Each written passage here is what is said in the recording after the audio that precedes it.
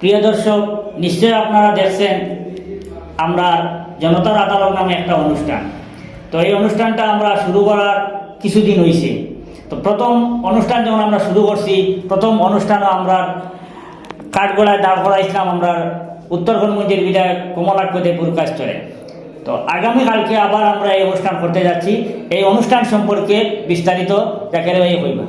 সম্মানিত ভিউয়ার্স, তো আমরা যে জনতার আদালত যেটা, তো আমরা ফার্স্ট এপিসোড তো আমরা সাকসেসফুল হয়েছে। তো মোটামুটি আপনারা সব সহযোগিতার কারণে আমরা যতটুকু ভাবছিলাম এর থেকে অনেক বেশি রেসপন্স পাইছি আমরা। তো এখন আমরা নেক্সট আমরা যেটা এপিসোড হইব, কালকে আমরা এটা শুট হইব।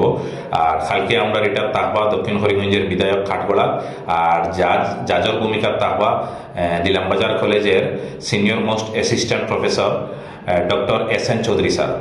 তো কালকে আমরা প্রোগ্রামের ভেন্যু হইল গিয়া বাড়িগ্রাম দক্ষিণ হরিগঞ্জের বিধায়ক মিস্টার সিদ্দিক আহমেদের বাসভবনের সামনে এখানে হইব প্রোগ্রাম। রাত্রে 9:30 সময় প্রোগ্রাম স্টার্ট হইব। আপনারা সবরে এই ভিডিওর মাধ্যমে আমরা বরাকণ্ঠ পরিবারের পক্ষ থেকে আপনারা ইনভাইটেশন দিয়ার প্রোগ্রামও অ্যাটেন্ড করার লগে আমরা জনতার আদালতর কালকে যে এপিসোড যেটা আমরা শুট করবো, এটা স্পন্সর করছে ইউনিটি এডুকেশন ফাউন্ডেশন গুয়াহাটি। তো আমরা এই প্রোগ্রামে স্পন্সরশিপ করার লগে ইউনিটি এডুকেশন ফাউন্ডেশনরে আমরা বরাকণ্ঠ পরিবারের পক্ষ থেকে অশেষ ধন্যবাদ জানাই আর আপনারা সহযোগিতার লগে আমরা রিকোয়েস্ট করি আর থ্যাংক ইউ।